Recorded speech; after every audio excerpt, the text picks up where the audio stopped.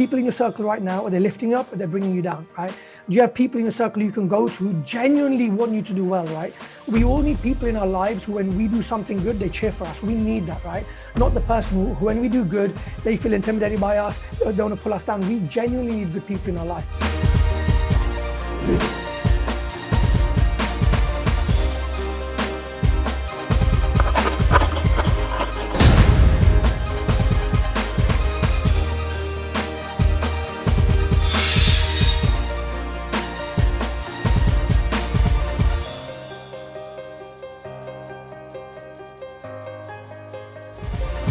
Successful people want to be around even more successful people than they are.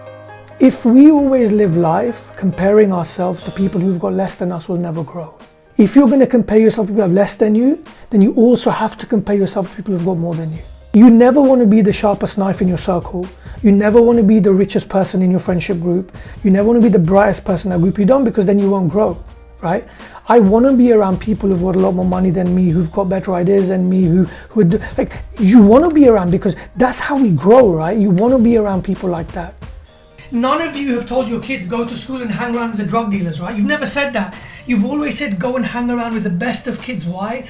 Because we know it rubs off on them. So if it rubs off on them, what about us? We need to be around those people. Get around those types of people who you want to be like. But don't just be around them. Consciously be aware and follow the steps that they've taken so you can get there as well. We're going to have negative people in our life, and you need to be able to get rid of as many of them as possible because they're going to drain you. When you want to grow, you need to surround yourself with people who are going to allow you to grow. So if you want to grow, if you want to go on this path to become more, do more, serve more, become the best version of yourself, you need to be around people who are going to lift you up. But sometimes the people closest to us are people who are the most negative. That does happen. So I think the expectation, number one, that we have for people, sometimes drives us, because sometimes we expect things from other people which they're not meant to give us or they can't give to us. Number two, if there's negative people in your life, then maybe the time you spend around them. There are some people who I still need to keep in touch with who are quite negative, but I make sure now that when I go into the room, I command the conversation. So I'm the one speaking. I don't give them much time to talk, because otherwise I know what they're going to talk about. And these people I can't get rid out of my life, right? So add a lot more positivity if you can, but try and be the controller of your environment. For me, that's the most important thing.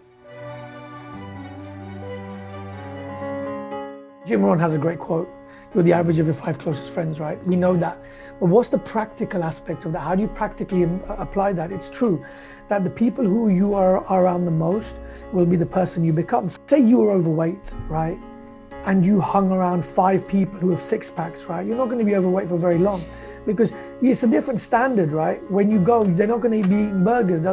It's just that whole thing. And it's the same as if you do have a 6-pack and you hang around 5 people who just don't care about what they do and what they eat, your standards will drop very, very, very quickly. You're not just the average of your 5 closest friends, you're the average of your 5 thoughts, right? Your 5 most frequent thoughts, right? Now, what do you think about the most? Like, what are the thoughts in there? Stress, anxiousness, or is it big plans? So the way you begin to do that is by being around people who can inspire you. So I say, do you know what you do? Pick up your phone and have a look in 2 places. Number one, who are the last 5 people you called? And they're probably going to be the 5 people you keep in touch with the most normally. And then give them all a rating between 1 and 4. Where 1 is this person or this group inspires me, they push me, they know that I can do better, and they give me that level of encouragement. That's a number 1. Number 2 are those people who are toxic, who are always complaining or just put you down, make you feel crap, things like that, right? So that's number 2.